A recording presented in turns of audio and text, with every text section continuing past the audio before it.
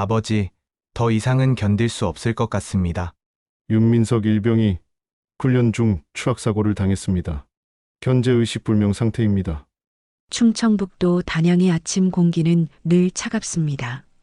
산골 마을 끝자락에 자리한 작은 전원주택에서 윤상호는 매일 새벽 6시에 눈을 뜹니다.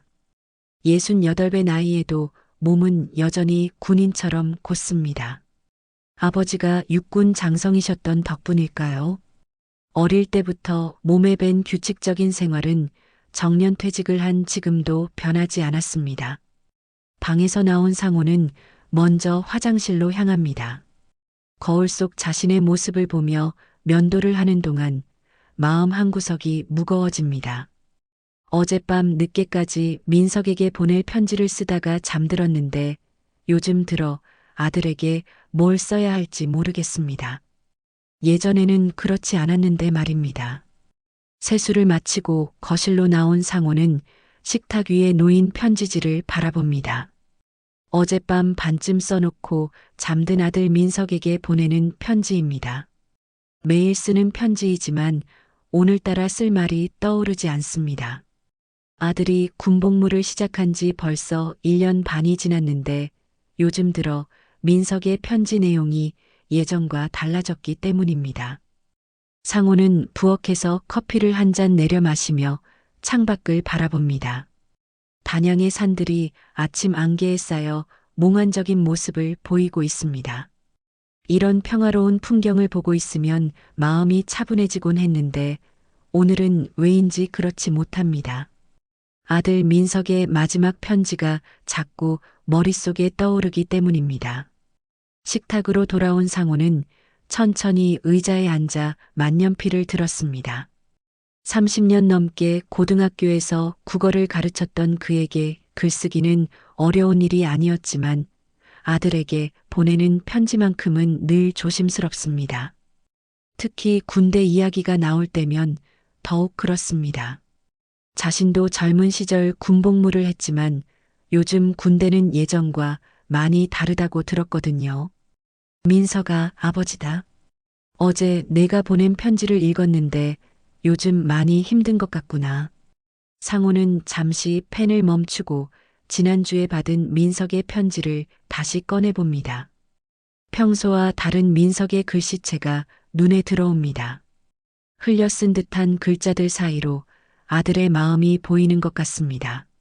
민석은 평소에도 글씨를 또박또박 정성스럽게 쓰는 편이었는데 최근 몇 통의 편지는 급하게 쓴 듯한 느낌이 강합니다. 편지를 펼쳐든 상호의 눈에 민석의 글귀가 다시 한번 들어옵니다.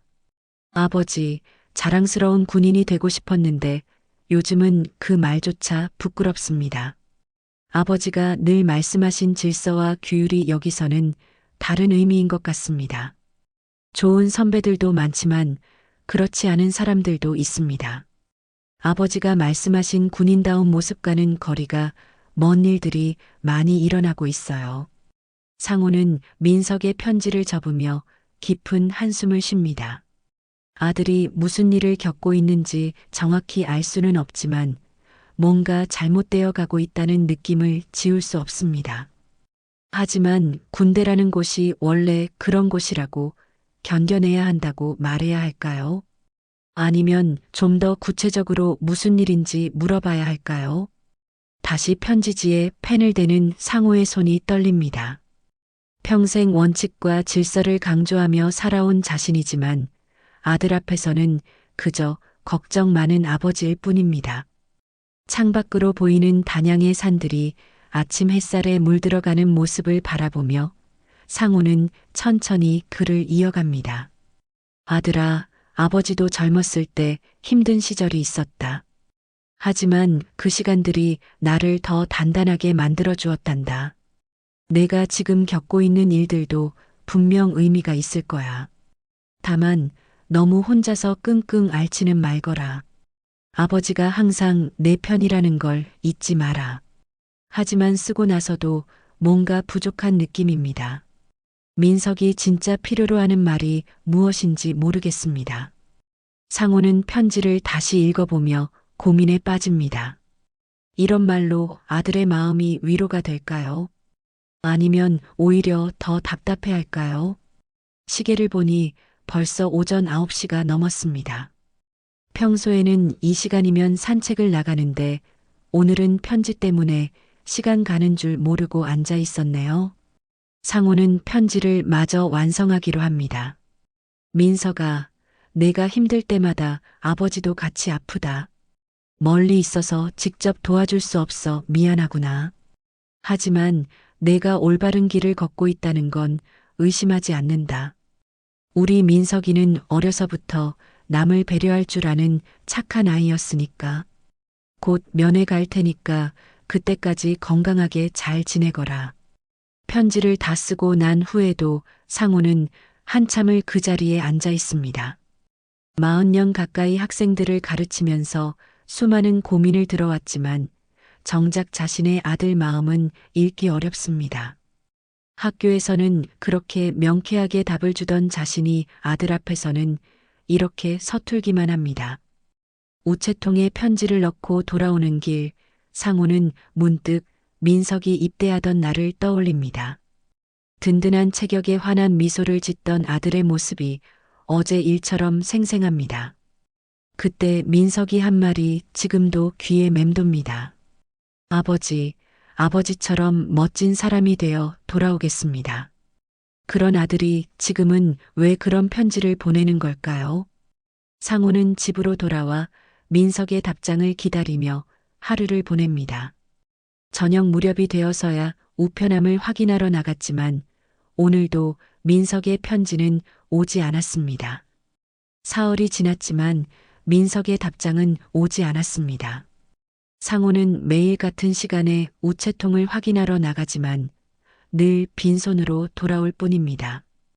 평소 같으면 이틀에 한 번은 꼬박꼬박 편지를 보내던 민석인데 이렇게 오랫동안 연락이 없기는 처음입니다. 목요일 오후 상호는 평소보다 일찍 우체통을 확인하러 나갔습니다. 마을 우체통까지 가는 길은 그리 멀지 않지만 오늘따라 발걸음이 무겁습니다. 혹시 오늘도 편지가 없으면 어떻게 해야 할까 하는 걱정 때문입니다. 우체통 앞에 서서 열쇠를 꺼내는 상호의 손이 떨렸습니다. 천천히 우체통을 열어보니 드디어 민석의 편지가 들어 있습니다. 하지만 기쁨도 잠시, 편지 봉투를 보는 순간 상호의 얼굴이 굳어집니다. 평소 민석이 쓰던 하얀 편지 봉투가 아니라 누런 갈색 봉투입니다. 그리고 글씨체도 평소와 많이 달라 보입니다. 집으로 돌아온 상호는 거실 소파에 앉아 조심스럽게 편지 봉투를 뜯었습니다. 편지지를 펼치는 순간 상호의 얼굴이 창백해졌습니다. 민석의 글씨가 평소와 전혀 달랐기 때문입니다. 떨리는 손으로 쓴 듯한 글씨들이 편지지 위에 흩어져 있습니다. 아버지, 죄송합니다. 이런 편지를 쓰게 되어서 정말 죄송합니다.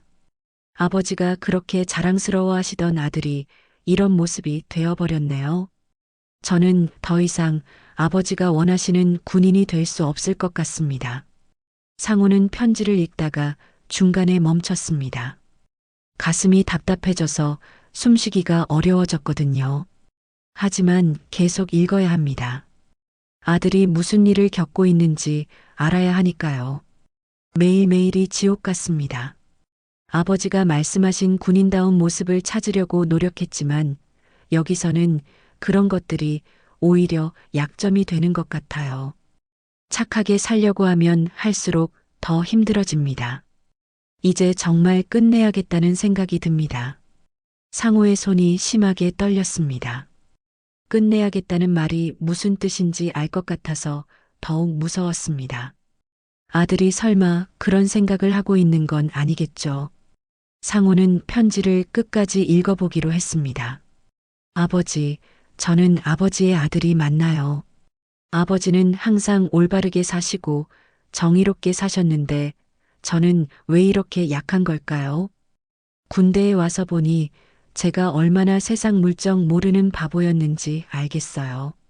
아버지가 가르쳐 주신 대로 살려고 하니까 오히려 더 큰 고통이 따라왔습니다. 편지의 마지막 부분을 읽을 때쯤 상호의 눈에서 눈물이 흘러내렸습니다. 아버지, 제가 이런 말씀을 드리는 게 죄송하지만 정말 더 이상은 견딜 수 없을 것 같습니다. 아버지께 실망만 끼쳐드린 못난 아들을 용서해 주세요. 아버지가 자랑스러워 하시던 그 아들은 이제 없다고 생각해 주세요. 편지를 다 읽고 난 상호는 한참 동안 그 자리에 멍하니 앉아 있었습니다. 아들이 어떤 고통을 겪고 있는지 구체적으로는 모르겠지만 상당히 심각한 상황이라는 건 분명해 보입니다. 평생 모범적으로 살아온 민석이 이런 편지를 보낼 정도라면 말입니다. 상호는 다급한 마음에 민석의 부대에 전화를 걸어보려고 했습니다. 하지만 민석이 어느 부대에 있는지 정확한 연락처가 무엇인지도 확실하지 않았습니다. 입대할 때 받은 서류들을 뒤져봤지만 긴급시 연락처 정도만 적혀 있을 뿐이었습니다. 그때 집 전화가 울렸습니다. 상호는 혹시 민석이 전화한 건 아닐까 하는 기대감에 서둘러 전화를 받았습니다. 여보세요, 윤상호 선생님 댁 맞습니까? 낯선 남자 목소리였습니다. 상호의 가슴이 쿵 내려앉았습니다. 이런 전화는 보통 좋지 않은 소식을 전할 때 오는 경우가 많거든요. 네, 맞습니다. 누구시죠? 저는 육군 제7보병사단 작전과 김중희입니다. 윤민석 일병의 아버님이 맞으신가요? 상호의 다리에 힘이 빠졌습니다. 민석의 부대에서 전화가 온 겁니다. 네, 맞습니다. 민석이에게 무슨 일이라도. 선생님, 일단 마음을 진정하시고 들어주십시오. 윤민석 일병이 훈련 중 추락사고를 당했습니다. 현재 수원의 아주대학교 병원 중환자실에 입원해 있는 상황입니다. 전화기를 든 상호의 손이 덜덜 떨렸습니다. 사고라고요? 어떻게 된 일입니까? 어제 저녁 야간 훈련 중에 절벽에서 추락한 것으로 보입니다. 현재 의식불명 상태이고 의료진에서는 상당히 심각한 상황이라고 하네요. 가능하시면 빨리 병원으로 오시기 바랍니다. 상호는 전화를 끊고 난 후 한동안 그 자리에 서 있었습니다. 머릿속이 하얘져서 아무 생각도 나지 않았습니다. 민석의 마지막 편지와 부대에서 온 전화가 우연의 일치일까요? 아니면 정말로 민석이 스스로 그런 선택을 한 걸까요? 상호는 서둘러 외투를 챙겨 입고 집을 나섰습니다. 수원까지 가려면 시간이 꽤 걸릴 텐데 민석이 깨어나기 전까지 도착할 수 있을까요? 차를 몰면서도 자꾸만 민석의 편지 내용이 떠올랐습니다. 정말 더 이상은 견딜 수 없을 것 같습니다. 민석이 정말로 그런 마음으로 절벽에서 떨어진 건 아니길 바라면서 상호는 악셀을 더 세게 밟았습니다. 아주대학교 병원 중환자실 앞에 도착한 상호는 숨을 고르며 간호사실로 향했습니다. 단양에서 수원까지 3시간을 쉬지 않고 달려온 탓에 온몸이 땀으로 젖어 있었습니다. 간호사에게 민석의 상태를 묻자 담당 의사를 만나보라는 답변이 돌아왔습니다. 잠시 후 나타난 담당 의사는 상호를 조용한 상담실로 안내했습니다. 의사의 표정이 심각해 보여서 상호의 가슴이 더욱 조여들었습니다. 환자 아버님이시죠? 일단 앉으시고 말씀드리겠습니다. 의사는 민석의 상태에 대해 자세히 설명했습니다. 머리에 심한 외상을 입었고 현재 뇌압이 상당히 높은 상태라고 했습니다. 다행히 생명에는 지장이 없지만 언제 의식을 회복할지는 알 수 없다는 말이었습니다. 상호의 마음이 더욱 무거워졌습니다. 민석의 마지막 편지와 연결해서 생각해 보니 정말로 아들이 스스로 그런 선택을 한 것은 아닌지 의심스러웠습니다. 중환자실에서 의식불명 상태로 누워있는 민석을 본 순간 상호는 눈물을 참을 수 없었습니다. 온몸에 의료기기들이 연결된 아들의 모습이 너무나 처참했습니다. 평소 건강하고 씩씩했던 민석의 모습과는 너무나 달랐거든요. 민석아, 아버지가 왔다. 빨리 일어나거라. 상호는 민석의 손을 잡고 계속 말을 걸었지만 아들은 꿈쩍도 하지 않았습니다. 인공호흡기 소리만이 적막한 병실을 가득 채울 뿐이었습니다. 병원에서 하룻밤을 보낸 상호는 다음 날 오전 민석의 부대를 찾아가기로 했습니다. 정확한 사고 경위를 알아야겠다는 생각이 들었거든요. 민석의 편지 내용과 사고가 정말 우연의 일치인지 확인하고 싶었습니다. 부대 정문에 도착한 상호는 면회 신청을 했지만 예상대로 출입이 거부되었습니다. 민석이 입원 중이라서 면회가 불가능하다는 것이 부대 측의 설명이었습니다. 상황 설명을 요구해도 부대 내부 규정상 외부인에게는 자세한 내용을 알려줄 수 없다는 답변만 돌아왔습니다. 상호가 부대 정문 앞에서 망연자실하고 있을 때 한 젊은 군인이 조심스럽게 다가왔습니다. 계급장을 보니 병장이었습니다. 혹시 윤민석 일병 아버님이신가요? 상호는 고개를 끄덕였습니다. 저는 조병장입니다. 민석이와 같은 소대에서 근무하고 있어요. 조병장은 주변을 살피더니 상호에게 가까이 다가왔습니다. 아버님, 이건 조용히 받아가세요. 조병장이 상호의 손에 작은 것을 쥐어줬습니다. 손바닥 크기의 작은 저장 장치였습니다. 저도 도왔던 놈입니다. 저 안에는 진실이 있습니다. 하지만 여기서는 절대 말씀하실 수 없어요. 민석이를 위해서 꼭 확인해 보세요. 조병장은 그 말을 남기고 서둘러 부대 안으로 사라졌습니다. 상호는 손에 쥔 저장 장치를 보며 가슴이 두근거렸습니다. 이 안에 민석이 겪었던 일들이 들어있는 걸까요? 집으로 돌아온 상호는 서둘러 컴퓨터를 켰습니다. 저장 장치를 연결하자 여러 개의 동영상 파일이 나타났습니다. 첫 번째 파일을 클릭하는 순간 상호는 경악을 금치 못했습니다. 화면에는 민석이 여러 명의 선임들에게 둘러싸여 괴롭힘을 당하는 모습이 담겨 있었습니다. 특히 김하사라는 사람이 민석을 심하게 구타하고 있었습니다. 민석은 맞으면서도 반항하지 않고 참고 있었습니다. 이 새끼가 또 잘난 척하네. 네 아버지가 선생이라고 해서 여기서도 모범생 행세할 줄 알았냐? 김하사의 목소리가 화면에서 울려 퍼졌습니다. 두 번째 영상은 더욱 충격적이었습니다. 민석이 청소를 하고 있는데 김하사가 일부러 쓰레기를 바닥에 뿌리면서 다시 청소하라고 명령하는 장면이었습니다. 이런 일이 반복되자 민석의 표정이 점점 절망적으로 변해가는 모습이 보였습니다. 세 번째 영상에서는 소대장과 분대장들이 이런 상황을 목격하고도 모른 척하는 장면이 나왔습니다. 심지어 일부 간부들은 김하사의 행동을 보며 웃고 있기까지 했습니다. 상호는 영상을 보다가 중간에 멈춰야 했습니다. 너무나 참혹한 장면들 때문에 도저히 끝까지 볼 수가 없었거든요.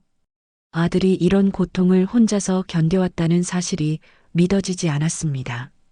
마지막 영상은 민석이 혼자 화장실에서 울고 있는 모습이었습니다. 아무도 없다고 생각했을 텐데 누군가가 몰래 촬영한 것 같았습니다. 민석이 거울을 보며 중얼거리는 소리가 들렸습니다. 아버지, 미안해요. 아버지가 원하시는 군인이 될 수 없을 것 같아요. 이 말은 편지에 쓴 내용과 똑같았습니다. 상호는 그제야 민석의 편지가 얼마나 절망적인 상황에서 쓰인 것인지 깨달았습니다. 상호는 컴퓨터 앞에서 한참을 멍하니 앉아 있었습니다. 평생 정의롭게 살아야 한다고 가르쳐온 자신이지만 정작 아들이 고통받고 있을 때는 아무것도 몰랐습니다. 아니, 알려고 하지 않았는지도 모릅니다. 이제 어떻게 해야 할까요? 이 영상들을 가지고 부대에 항의해야 할까요? 아니면 더 높은 곳에 신고해야 할까요? 상호는 민석을 위해 무엇이든 할 각오를 다졌습니다. 다음 날 아침 상호는 일찍 일어나 민석의 부대로 향했습니다. 어젯밤 본 영상들 때문에 한숨도 제대로 자지 못했거든요. 가방 안에는 조병장이 준 저장 장치와 함께 민석의 편지들을 챙겨 넣었습니다. 이번에는 반드시 진실을 밝혀내겠다고 다짐했습니다. 부대 정문에서 지휘관과의 면담을 요청했지만 역시나 쉽게 허락되지 않았습니다. 상호는 몇 시간을 기다린 끝에 겨우 대대장실에 들어갈 수 있었습니다. 대대장은 이대령이라는 사람이었는데 상호를 보는 눈빛이 왠지 불편해 보였습니다. 아들 일로 오셨다면서요? 이대령은 의자에 비스듬히 기대어 앉으며 건성으로 말했습니다. 네, 민석이가 당한 사고에 대해 정확히 알고 싶습니다. 그리고 이것들을 보시기 바랍니다. 상호는 가방에서 저장 장치를 꺼내며 말했습니다. 하지만 이대령의 반응은 예상과 달랐습니다. 이게 뭡니까? 어디서 구한 건가요? 이대령의 목소리에 경계심이 묻어났습니다. 민석이 소대 동료가 준 것입니다. 여기에는 민석이가 집단 괴롭힘을 당하는 영상이 들어있어요. 이것이 사고와 관련이 있는 것 같은데 허위 사실 유포는 군형법 위반입니다. 이대령이 상호의 말을 자르며 날카롭게 말했습니다. 선생님이시라고요? 선생님답게 조용히 사시죠. 이건 군의 문제입니다. 민간인이 함부로 개입할 영역이 아니에요. 상호는 이대령의 태도에 당황했습니다. 아들이 고통받고 있었다는 증거를 보여줘도 오히려 위협적으로 나오다니요. 대령님, 제 아들이 목숨을 잃을 뻔한 상황인데 이렇게 무관심하실 수 있습니까? 이 영상들을 보시면 그 영상이라는 것도 조작된 것일 가능성이 높습니다. 요즘 기술이 발달해서 얼마든지 가짜로 만들 수 있거든요. 이대령은 상호가 가져온 저장 장치를 돌려주며 냉정하게 말했습니다. 윤민석 일병은 야간 훈련 중 실족 사고를 당한 것입니다. 그 이상도 이하도 아니에요. 더 이상 이상한 소문을 퍼뜨리시면 명예훼손으로 고발할 수도 있습니다. 상호는 부대를 나오면서 분노가 치밀어 올랐습니다. 저런 사람들이 어떻게 군대를 이끌어가고 있는지 이해할 수 없었습니다. 하지만 포기할 수는 없었습니다. 다른 방법을 찾아야 했습니다. 집으로 돌아온 상호는 인터넷으로 국방부 민원실을 찾아보았습니다. 온라인으로 민원을 접수할 수 있다는 걸 알고 민석의 사연과 함께 영상들을 첨부해서 신고했습니다. 하지만 며칠 후 돌아온 답변은 실망스러웠습니다. 해당 사안은 군사기밀과 관련된 부분이 있어 민간에 공개하기 어렵습니다. 부대 내부 조사를 통해 적절히 처리하겠습니다. 형식적인 답변이었습니다. 상호는 이번에는 언론사에 제보하기로 했습니다. 몇 개의 방송사와 신문사에 이메일을 보냈지만 대부분 답장조차 오지 않았습니다. 겨우 한 곳에서 연락이 왔지만 그 내용도 크게 다르지 않았습니다. 군대 내 사건은 공익성이 부족해 보도하기 어렵습니다. 더 명확한 증거가 있으면 다시 연락 주세요. 상호는 절망감에 빠졌습니다. 아들이 그렇게 고통받았는데 아무도 관심을 갖지 않는다는 게 믿어지지 않았습니다. 그러던 중 상호는 이대령의 얼굴이 낯익다는 생각이 들었습니다. 어디서 본 것 같은데 도무지 기억이 나지 않았습니다. 며칠을 고민하다가 문득 대학 앨범을 뒤져보기로 했습니다. 오래된 앨범을 꺼내어 페이지를 넘기던 상호는 깜짝 놀랐습니다. 대학 시절 같은 학과였던 이정훈이라는 동기의 사진이 나온 것입니다. 젊었을 때의 모습이긴 하지만 이대령과 똑같이 생겼습니다. 설마. 상호는 급히 인터넷으로 이대령의 본명을 검색해 봤습니다. 역시나 이정훈이었습니다. 대학 동기이자 상호가 군 복무할 때 잠시 부하였던 사람이었습니다. 기억을 더듬어 보니 이정훈과 얽힌 불쾌한 일이 떠올랐습니다. 군 복무 시절 이정훈이 후임들을 심하게 괴롭히는 것을 목격한 상우가 상관에게 보고한 적이 있었습니다. 그 때문에 이정훈은 징계를 받았고 진급에도 불이익을 당했습니다.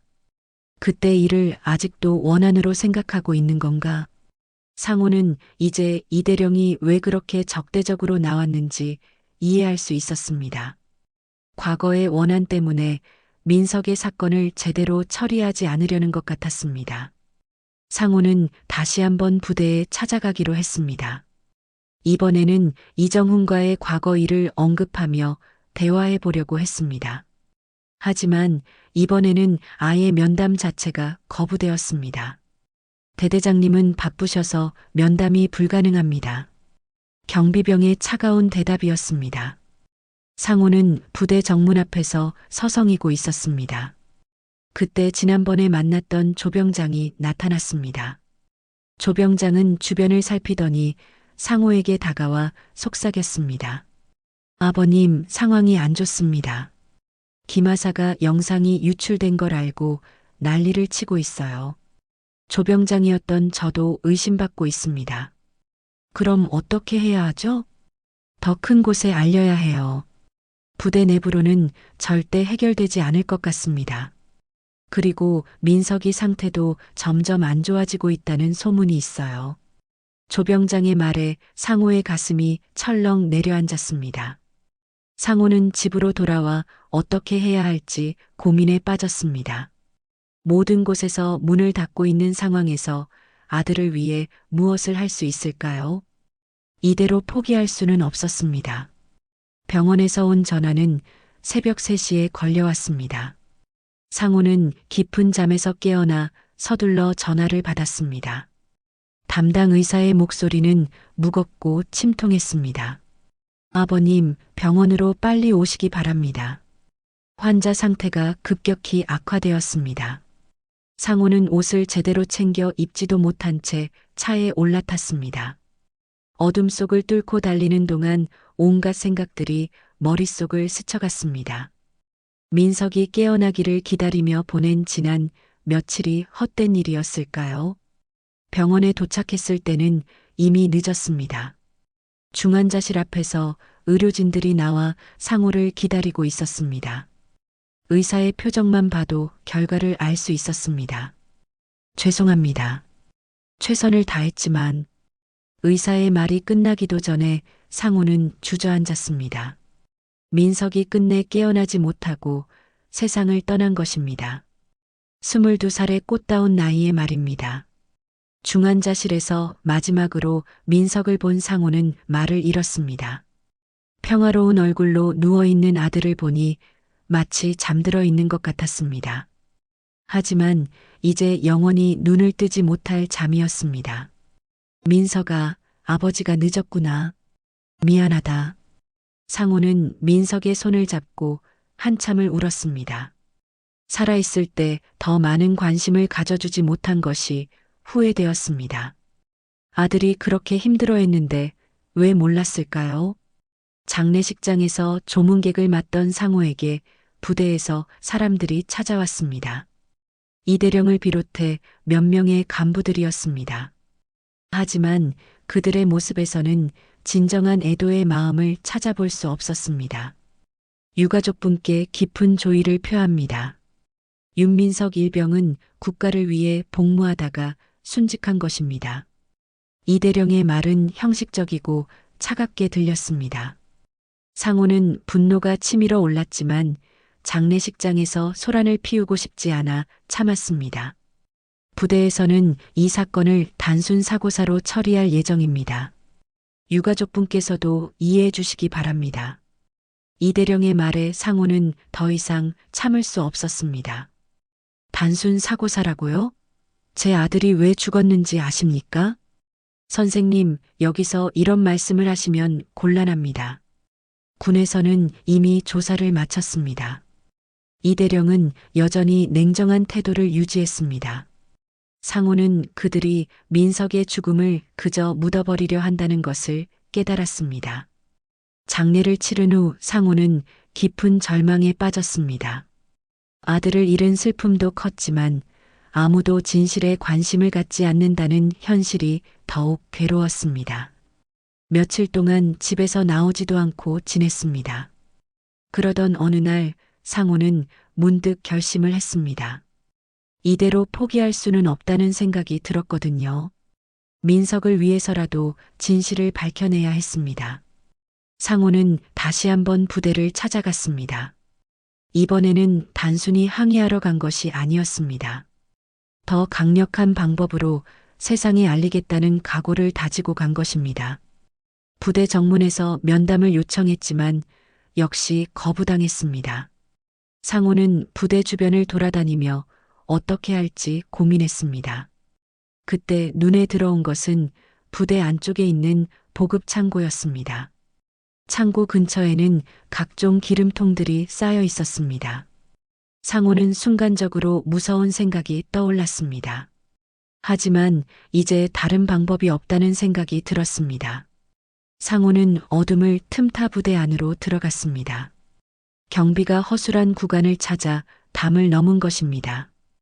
보급 창고에 도착한 상호는 기름통들을 확인했습니다. 대부분 난방용 기름이었습니다. 민서가 아버지가 너를 위해 싸워보겠다.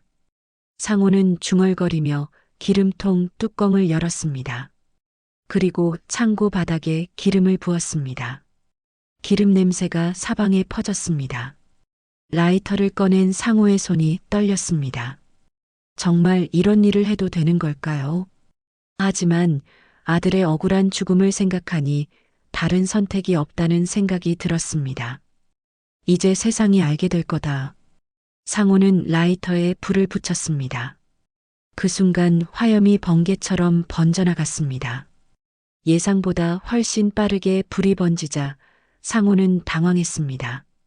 급히 창고 밖으로 나가려 했지만 이미 출입구 쪽까지 불이 번져 있었습니다. 도와주세요. 상호는 큰 소리로 외쳤습니다. 연기 때문에 숨쉬기가 어려워졌고 시야도 흐려졌습니다. 이대로 아들보다 먼저 죽는 건 아닌가 하는 두려움이 몰려왔습니다. 그때 누군가가 연기 속에서 상호를 끌어냈습니다. 군견병이었습니다. 호흡이 곤란한 상호를 안전한 곳으로 옮긴 후 응급처치를 해주었습니다. 왜 이런 일을 하셨습니까? 군견병이 물었지만 상호는 대답할 힘이 없었습니다. 구급차가 도착해서 상호를 병원으로 옮겼습니다.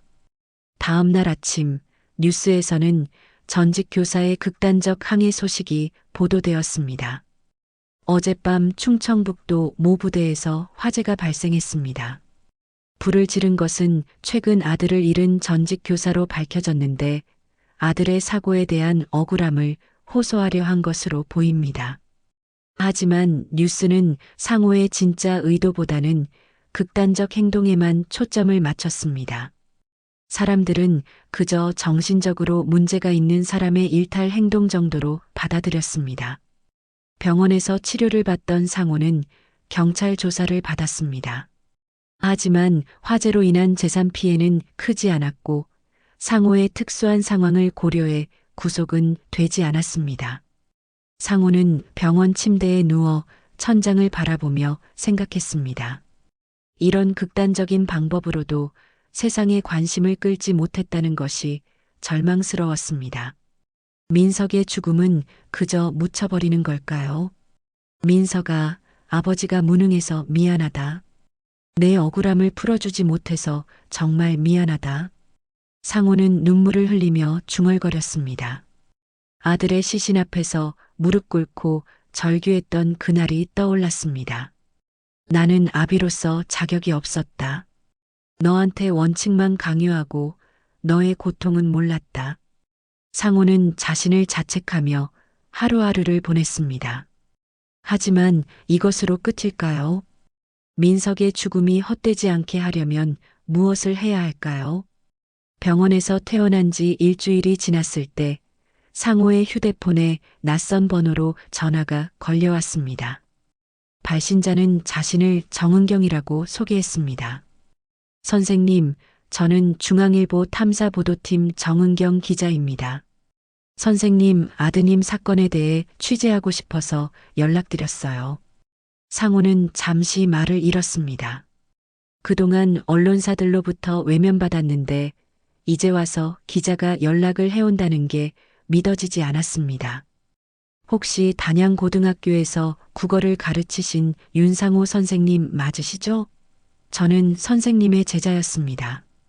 정은경, 기억나시나요? 상호는 깜짝 놀랐습니다. 정은경이라는 이름이 어렴풋이 기억났습니다. 10여 년 전 자신이 담임을 맡았던 학생 중 한 명이었습니다. 은경이구나. 그런데 내가 기자가 되었다고? 네, 선생님. 선생님께서 늘 말씀하셨잖아요. 진실을 말하는 사람이 되라고요.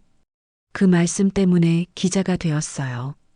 정은경의 목소리에서 진정성이 느껴졌습니다. 상호는 오랜만에 마음에 작은 희망이 싹 트는 것을 느꼈습니다. 선생님, 아드님 일로 많이 힘드셨죠? 제가 도와드리고 싶어요. 진실을 밝혀내고 싶습니다. 다음 날 상호는 정은경과 만났습니다. 예전 제자의 모습은 온데간데없고 당당하고 의지 넘치는 기자가 되어 있었습니다. 선생님, 제가 조사해 본 결과 민석 씨 사건이 단순한 사고가 아니라는 정황들이 많아요. 하지만 부대 측에서 철저히 함구하고 있어서 취재가 쉽지 않습니다.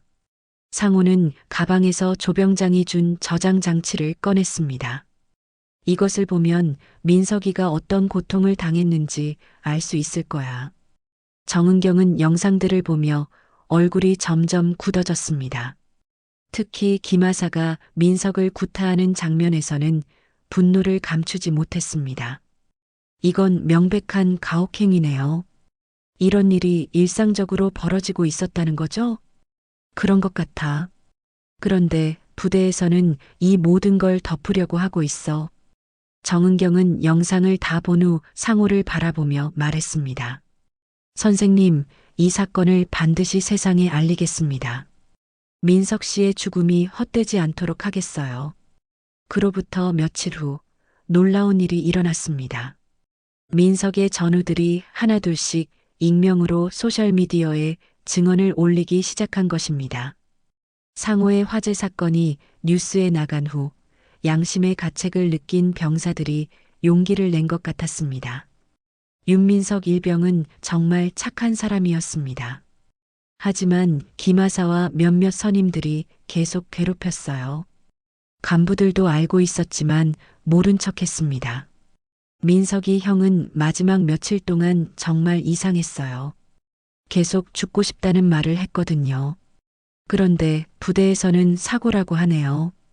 이런 증언들이 하나둘씩 올라오자 인터넷 커뮤니티에서 화제가 되기 시작했습니다. 사람들은 군대 내 가혹행위 문제에 대해 관심을 갖기 시작했고 민석의 사건에 대해서도 의구심을 표했습니다. 정은경은 이런 여론의 변화를 놓치지 않았습니다. 상호와의 인터뷰를 정리해서 기사로 내보낸 것입니다. 아들을 잃은 아버지의 절규, 군대 내 가혹행위 은폐 의혹. 기사가 나간 후 상호에게는 많은 연락이 왔습니다. 비슷한 경험을 한 다른 군인 가족들부터 시작해서 시민단체, 국회의원들까지 관심을 보였습니다. 하지만 모든 반응이 긍정적이지만은 않았습니다. 일부에서는 상호를 극단주의자로 몰아가려 했고 부대 측에서는 더욱 강력하게 반박했습니다. 이대령은 기자회견을 열어 상호의 주장을 반박했습니다. 윤민석 일병의 사망은 명백한 훈련 중 사고입니다. 일부에서 제기하는 가혹행위 의혹은 전혀 사실이 아닙니다. 유가족의 감정을 이용한 악의적인 여론 조작이라고 봅니다. 하지만 이런 반박은 오히려 사람들의 의심만 증폭시켰습니다. 부대 측이 너무 급하게 사건을 마무리하려 한다는 인상을 주었거든요. 상호는 정은경과 함께 더 많은 증거를 수집하기 시작했습니다. 조병장과 몇몇 용기 있는 병사들이 비밀리에 도움을 주었습니다. 그들은 김하사의 일상적인 가혹행위에 대한 더 많은 증언과 자료들을 제공했습니다. 김하사는 특히 민석이를 표적으로 삼았어요. 아버지가 선생님이라는 걸 알고 더 심하게 괴롭혔거든요. 소대장님도 알고 계셨어요. 하지만 문제가 커질까봐 쉬쉬하라고만 했죠. 이런 증언들이 하나씩 모이면서 사건의 전모가 드러나기 시작했습니다. 민석의 죽음이 단순한 사고가 아니라 지속적인 가혹행위의 결과일 가능성이 높다는 것이 명확해졌습니다. 상호는 정년 후 처음으로 목적의식을 느꼈습니다. 아들을 위해 싸울 수 있다는 것, 그리고 진실을 밝혀낼 수 있다는 희망이 생겼습니다. 민석아, 아버지가 포기하지 않고 끝까지 싸우겠다. 내가 당한 억울함을 반드시 밝혀내겠다. 상호는 민석의 영정 앞에서 다짐했습니다. 이제 시작일 뿐이었습니다. 더 큰 싸움이 기다리고 있었지만 상호는 더 이상 혼자가 아니었습니다. 정은경과 양심 있는 병사들, 그리고 진실을 원하는 시민들이 함께였습니다. 며칠 후 상호는 국회 앞 1인 시위를 시작하기로 결심했습니다. 조용했던 전직 교사가 이제 목소리를 내기 시작한 것입니다. 국회 앞 1인 시위를 시작한 지 일주일이 지났습니다. 상호는 매일 아침 일찍 나와서 저녁까지 피켓을 들고 서 있었습니다. 피켓에는 내 아들 윤민석을 죽음으로 몽군대 내 가혹행위를 처벌하라는 글씨가 적혀 있었습니다. 처음에는 지나가는 사람들이 별 관심을 보이지 않았지만 정은경의 기사가 계속 나가면서 점점 더 많은 사람들이 상호에게 관심을 갖기 시작했습니다. 일부는 격려의 말을 건네기도 했고 어떤 이들은 따뜻한 음료를 가져다 주기도 했습니다. 아버님, 힘내세요. 저희도 응원하고 있습니다. 젊은 대학생들이 상호에게 다가와 말했습니다. 그들 중에는 군복무를 앞둔 이들도 있었고 이미 군대를 다녀온 이들도 있었습니다. 저도 군대에서 비슷한 일을 당했어요. 하지만 참고 넘어갔거든요. 아버님처럼 용기를 내지 못했어요. 이런 말들을 들을 때마다 상호는 자신이 하고 있는 일이 의미 있다는 것을 느꼈습니다. 민석만의 문제가 아니라 많은 젊은이들이 겪고 있는 문제라는 것을 깨달았거든요. 시위를 시작한 지 열흘째 되는 날, 드디어 큰 변화가 일어났습니다. 국방부에서 공식 브리핑을 열겠다고 발표한 것입니다. 여론의 압박이 거세지자 더 이상 침묵할 수 없었던 것 같았습니다. 정은경은 상호에게 연락해서 브리핑에 참석할 것을 권했습니다. 선생님, 이번이 기회입니다. 많은 기자들이 올 텐데 그 자리에서 민석 씨 이야기를 직접 하시는 게 좋겠어요. 브리핑 당일 상호는 떨리는 마음으로 국방부 청사에 도착했습니다. 많은 기자들과 카메라가 기다리고 있었습니다. 평생 이런 자리에 서본 적이 없는 상호는 긴장되었지만 민석을 생각하며 마음을 다잡았습니다. 국방부 대변인이 나와서 공식적인 입장을 발표했습니다. 윤민석 일병의 사망 사건은 철저한 조사를 거쳐 훈련 중 발생한 안전사고로 결론났습니다. 일부에서 제기하는 가혹행위 의혹은 사실이 아님을 분명히 말씀드립니다. 하지만 기자들의 질문이 이어지자 대변인의 답변은 점점 궁색해졌습니다. 그럼 인터넷에 올라온 동영상들은 어떻게 설명하시겠습니까? 해당 영상들의 진위 여부를 확인 중입니다. 부대 내부자들의 증언은 어떻게 보십니까? 확인되지 않은 제보는 신빙성이 떨어집니다. 그때 상호가 일어났습니다. 기자들의 시선이 모두 상호에게 집중되었습니다. 잠깐만요. 제가 할 말이 있습니다. 대변인이 당황한 표정으로 상호를 바라봤지만 이미 모든 카메라가 상호를 향하고 있었습니다. 저는 윤민석 일병의 아버지 윤상호입니다. 상호의 목소리가 브리핑룸에 울려 퍼졌습니다. 제 아들은 정말 착하고 모범적인 아이였습니다. 군대에서 자랑스러운 군인이 되겠다고 했던 아이가 왜 죽어야 했습니까? 상호는 가방에서 민석의 마지막 편지를 꺼냈습니다. 이것은 제 아들이 마지막으로 보낸 편지입니다. 여기에는 아들이 겪었던 고통이 고스란히 담겨 있어요. 상호는 떨리는 목소리로 편지 내용을 읽기 시작했습니다. 아버지, 더 이상은 견딜 수 없을 것 같습니다. 아버지가 자랑스러워 하시던 그 아들은 이제 없다고 생각해 주세요. 브리핑룸이 조용해졌습니다. 기자들도 숨을 죽이고 상호의 말을 들었습니다. 이런 편지를 쓴 아이가 며칠 후에 절벽에서 떨어져 죽었습니다. 이게 정말 우연일까요? 상호는 이제 저장 장치를 꺼냈습니다. 그리고 이 안에는 제 아들이 김하사에게 집단 괴롭힘을 당하는 영상들이 들어 있습니다. 이것도 가짜라고 하시겠습니까? 상호가 영상의 일부를 공개하자 브리핑룸이 술렁거렸습니다. 기자들은 앞다투어 질문을 쏟아냈습니다. 국방부는 이런 영상의 존재를 알고 있었습니까? 김하사에 대한 조사는 이루어졌습니까? 대변인은 당황한 기색을 감추지 못했습니다. 해당 영상에 대해서는 추가 조사가 필요합니다. 그때 상호가 다시 마이크 앞에 섰습니다.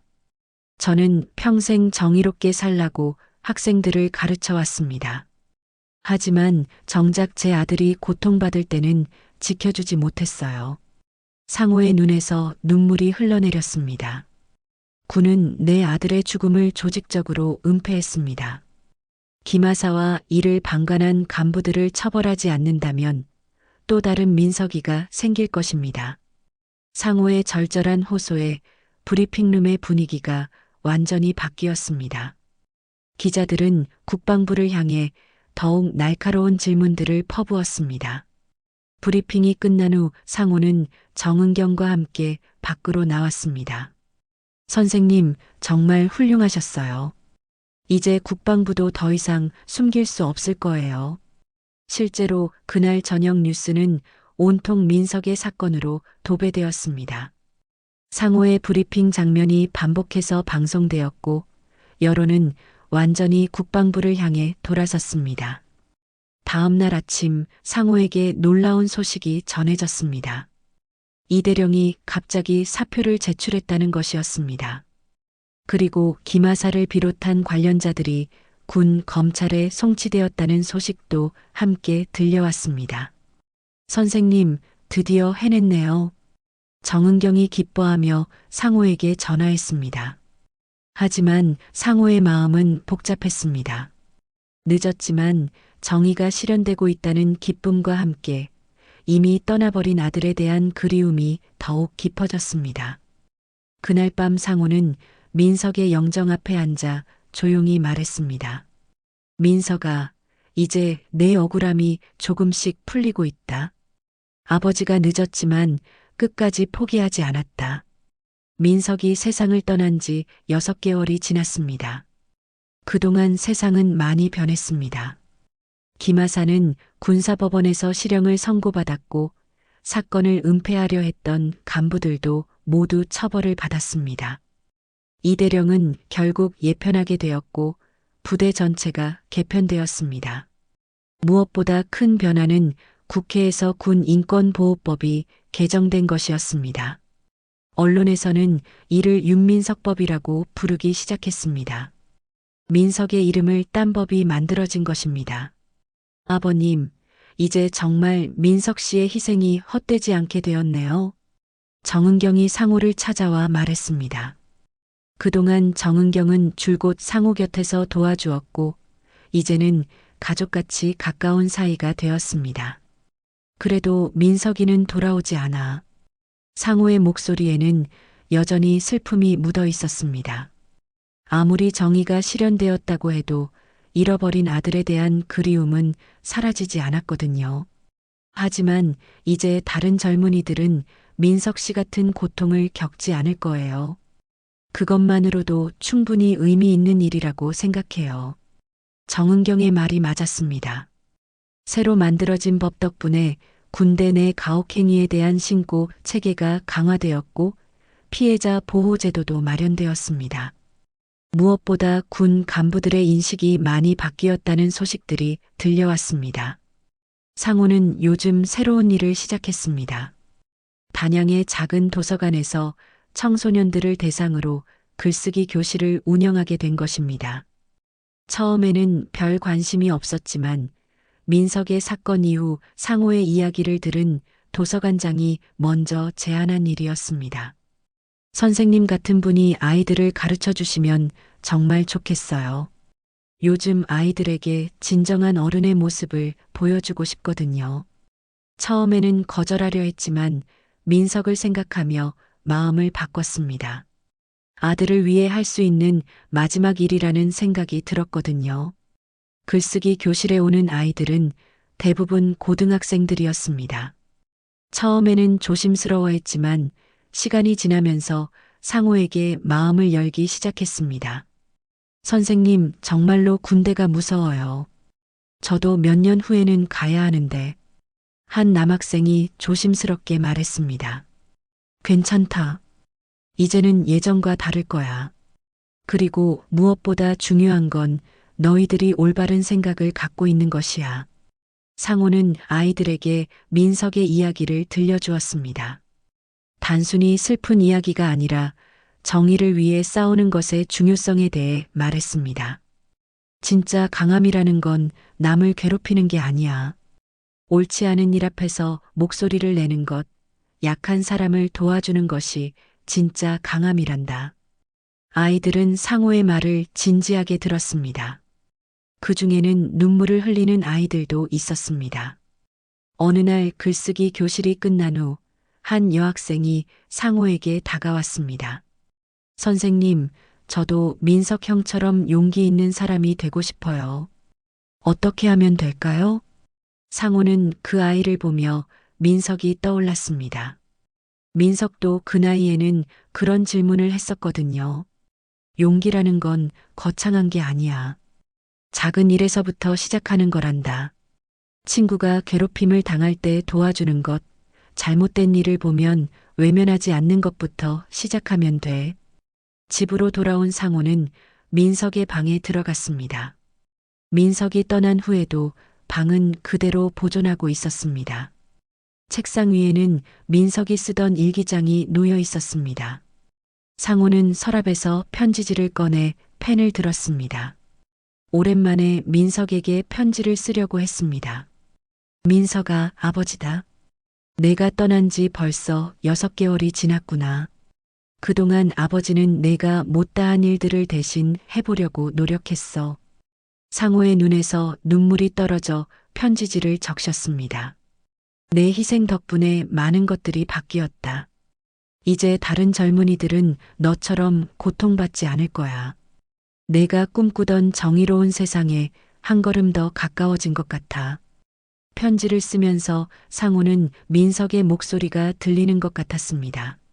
아버지, 이제 됐어요. 아버지가 충분히 해주셨어요. 민석아, 너는 나보다 훌륭한 사람이었다. 아버지는 이제야 내가 말하던 진짜 강함이 뭔지 알겠어. 상호는 펜을 멈추고 창밖을 바라봤습니다. 단양의 산들이 석양에 물들어가고 있었습니다. 민석이 좋아하던 풍경이었습니다. 다음 생엔 내가 너의 아들이 되어줄게. 그때는 내가 나를 더 잘 이해해주는 아버지가 되어다오. 편지를 다 쓰고 난 상호는 민석의 사진을 바라보며 미소를 지었습니다. 처음으로 평안한 미소였습니다. 다음 날 아침 상호는 일찍 일어나 산책을 나갔습니다. 마을 사람들이 인사를 건네왔습니다. 선생님, 오늘도 도서관 가시나요? 네, 아이들이 기다리고 있어서요. 상호의 대답에 마을 사람들이 고개를 끄덕였습니다. 이제 상호는 마을의 자랑이 되었습니다. 아들을 위해 끝까지 싸운 아버지로 기억되고 있었습니다.